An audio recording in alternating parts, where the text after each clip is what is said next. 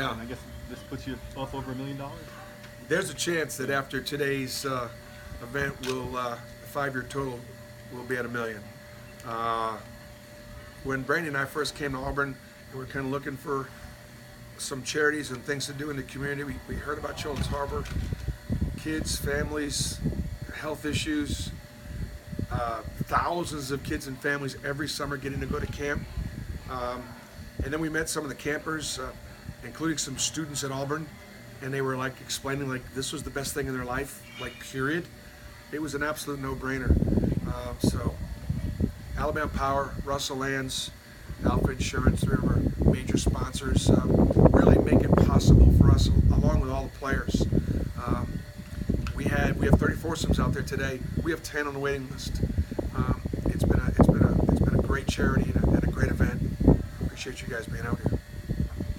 On the court, you got 4 guys considering the draft options and about 10 days to make their final decisions. Just where do things stand with each of the 4 of them? You know, everybody's asking a lot of questions in the springtime, but how's recruiting going? And it's almost more about retention than it is about recruiting. I think all 4 of the players, Jared and Bryce, Mustapha and Austin, have gone into this process in great shape, worked out really well, and they're gathering information. Bryce and Jared have had a couple workouts. Mustapha's had 4 workouts. He's already done 2. He's got 2 more left before May 30th. And of course, Austin was at the combine. You know, it's really hard to get into the first round where there's guaranteed money because there's only 30 spots. 20 or so kids didn't even work out at the combine. You add in the European guys, it's tough. About 75% of the second round guys have to spend so much time in the G League now.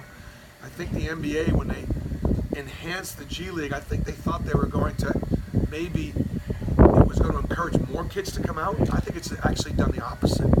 I think a few years ago, a mid-second round pick, even though it wasn't guaranteed, you had a better chance of seeing the floor at some point. Now they just send you right to the G League. And I don't think anybody would prefer that necessarily at age 18 or 19 or 20 to being in college and play against our competition and continue to train. So, you know, I think there's a good chance they're all going to consider coming back. There's a chance they could all come back. But that's been the case from the very beginning. I just feel as we get closer to the deadline and they gather more and more information, I think that chance improves. But, you know, it would not surprise me still to see a couple of them stay in. Stuff worked out for the Nets and the Heat so far. Nets and Cleveland, and his next 2 workouts are with Denver and Utah. How do you manage that uncertainty, knowing that you might have 4 back or you might have 1 or 2 or 3? Well, you do it like what's our mission? Our mission is to get our student athletes from here to there. It's my job to try to help those guys get their degrees and have an opportunity to play professional basketball.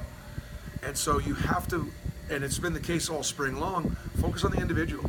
It's not time to worry about the team. It's time to worry about them and what they're doing.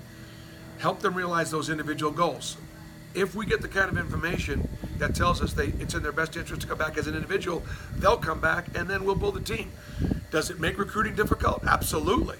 I mean, who's coming in when Austin might come back? Who's coming in when Mustapha might come back? Who's coming? You know, you follow? It's made. That's okay. We knew that, so therefore we had Malik and Samir as juniors and seniors. We have. Players on the front line that are ready to be able to assume a greater role should Austin stay in the draft. So, but it's made recruiting challenging. Can you talk about your new player, Jamal Johnson? Yeah, I'm really excited about Jamal coming in. You know, I watched him a lot in high school because I was watching Austin. And then when we signed Mustapha Heron, and then when Bryce started to really take off in his development, and you remember we had Davion Mitchell in Jamal's class committed so early, it really put us in a situation where I didn't have a need. Well, now Davion's gone. Mustapha is either staying in the draft or he's a year away from getting drafted. Malik will be graduating in a year. And all of a sudden, in 1 year, the roster creates much greater opportunity for Jamal, and so that's part of the reason why it was a great option for for Auburn. Obviously, he's an Alabama legacy child his dad is Buck Johnson. Great family, hard worker. Tubby Smith had amazing things to say about what kind of kid he was, how he trained, what kind of teammate he was. He played 27 minutes in the American Conference at Memphis, so he had a lot of experience as a freshman. Sit one, play three. We're excited about him coming back to Auburn, Alabama. Do you like the idea of having guys like Deshaun and Samir, guys who can transfer in, play on the scout team, then join you a year after? Yeah. I mean, I've had a guy sitting out my first year. I think it was Kareem Canty. We've had, as you mentioned, Samir, Deshaun. I think 3 out of my 4 years I've had guys sitting out, and I believe in it. First of all, I can't keep 13 guys happy if they're all out there playing. I just can't. I can't keep 12 happy. So to have one guy sitting out, and oftentimes it's a guy that you either want to develop or maybe a guy that falls to you, that you get a better player because you've got a scholarship and you're willing to be patient. I love to have guys sit out, and they almost always have great years when they come back because they've practiced, they understand the system. So yes. To recruiting, you do have 2 open scholarships at least. It could be more depending on who comes back or not. I know one could be accounted for potentially. What is the thought process at point guard in particular? Our biggest issue right now, if I were to say there's a weakness on our roster right now, it's the point guard position. We had contingency plans for Austin and even Deshaun and if Mustapha stays in the draft, but we just didn't have one for Davion. So that was not something that we were at all expecting. We're really disappointed in because he had a great year and a great start to his career. And it's really been difficult to recruit anybody to come in and compete with 2 second-team All-Players in Jared and Bryce. So we are still recruiting point guards, so stay tuned. You've been doing this a long time. I mean, how surprised were you by Davion? Is it among the most surprising things? Yeah, it was one of the most surprising. I always say, I'm disappointed all the time. I mean, I get my feelings hurt, get my heart broken. The day that this profession stops disappointing me, I need to get out of it and do something else.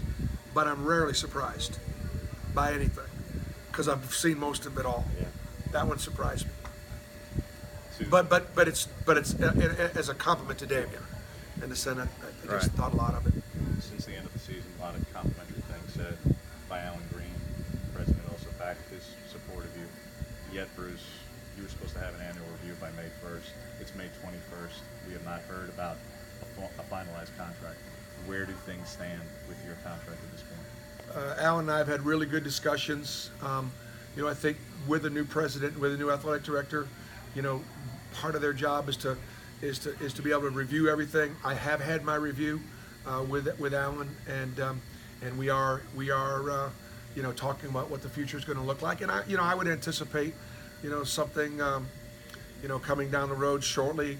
Obviously, both Dr. Leith and Alan have publicly come out in support of and wanting us to come back and wanting us to be here for a long time. And this is obviously what we want too. We're really proud of what we've accomplished both on and off the court. Guys, I got to tell you, this is the first time I'm talking about it since last week's news, but to be recognized in the top 10% in the NCAA in men's basketball with our APR, to be at 995, to basically have, out of the 4 years we've been at Auburn, 3 perfect seasons. Kareem Canty was the only player that we had that didn't leave in what you'd call good standing. John Dollard came back and got his degree. We've only lost 1 point in 4 years with lots of movement. And when I'm talking about it takes a village, I'm talking about student athletes, their families, my coaching staff, faculty, staff, the people over that do the support services, Courtney Gage. It takes an army of support and discipline and accountability. And having 18 guys graduate, it is absolutely something that I'm as proud of as our championship this year, and it's hard to do. So really, really pleased with all that. And now we just got to build on it. We got to continue to build on it. When you speak to retention and recruiting, how much of a challenge has it also been where your staff, everyone's contracts are up other than Wes? Everyone else's contracts are up in 10 days. You can't speak, at this moment, you cannot speak to the future of this program as far as in certain terms. Right. How difficult has it been to speak to potential players or returning players about what things could look like when things are kind of in limbo at the moment? I think that while I haven't finalized a contract and things with the assistants have not been finalized, the discussions have all been really positive about the direction that the university wants to go. And so, I would anticipate we get that done. But I think the university's made a very strong commitment to me. Dr. Leith inherited a really difficult situation, not knowing me and not knowing what I'm all about, and going through the process of trying to learn the job that we've done on and off the court. I feel very, very confident that the leadership of the university wants this coaching staff to be here for a long time. We haven't spoken to you since the Rice Commission report came out. First, what were just your general thoughts of their recommendations, their thoughts of how to go about addressing the issues of college basketball? I'm glad the issues are being addressed. I think like Condoleezza Rice, who, believe it or not, when I was 22 years old, she was an assistant political science professor at Stanford University and helped me recruit Quinn Snyder. We lost Quinn to Duke. That's how long ago I knew Condi Rice. Got amazing respect for her. But as she said from the very beginning, that they were going to be a long, long way away from solving the challenges of college basketball. We're going to recognize those challenges. Clearly going to recognize those challenges. It's not that I'm tired of hearing about what's wrong with college basketball, but because we go through that process, there's a lot going really well with college basketball. A lot going well with college basketball. And I think that the difference that we've made, let me tell you something. The African American graduation rate amongst men's college basketball players is at an all-time high, and I'm talking close to 80%. That is light years away from, say, 20 years ago, when before we had progress towards degree, and guys would be eligible in school for 3-4 years and halfway towards a degree, and we were doing those young men a disservice. That's no longer the case. It's changed our society. That never gets talked about. All we talk about is the problems with one and done, and talk to problems with AAU or some. Yes, I get all that, okay? And there are some things that culturally have been difficult because of the money. I'll tell you one more thing that I think needs to be stated, and I don't mind stating it, okay? There are problems in intercollegiate athletics. But when we get evaluated as coaches simply based on our ability to win championships and not the other aspects of the proper performance, whether it be graduation rates, service in the community, I understand it's high risk reward. I understand that at this level we're paid way more than we deserve and there's no job security. I understand that. I'm a big boy. But when boards of trustees and presidents and athletics directors are changing coaches at such a rapid rate for simply the reason they won't win championships, until that changes, we're not going to be able to fix all the problems that exist in college athletics. Two things about the report. One, it was formed because of obviously the issues in September. They mentioned explicitly and take on the issues of show cause. Did you take exception to that, Bruce? Because the only person even peripherally involved in any of the cases in September that had a show cause was you. It was long since expired. You are not named in anything. Right. No one else arrested and involved in the cases Right. has anything to do with show cause. Right. Yet they specifically took on the issue of show cause. Did you take exception to their singling out of that issue? I didn't take exception to it, but I can understand why you could look at it that way. What I would say is by creating greater penalties simply for the coaches when things go wrong is not just the answer. The answer has a lot to do with the student athletes, their families, coaches, third-party people, shoe companies, agents, and the responsibilities of athletic administrations, presidents, and board of trustees. They're all involved in trying to improve our culture, and simply penalizing coaches more for mistakes that are made, or certainly the coach control issue, is not the only answer to fixing our problems. Johnny said he needs you, so probably got time for one more. Okay. In your assessment of all the things, again, it was formed as a result of all the things that happened. Did anything in that report, any of their recommendations,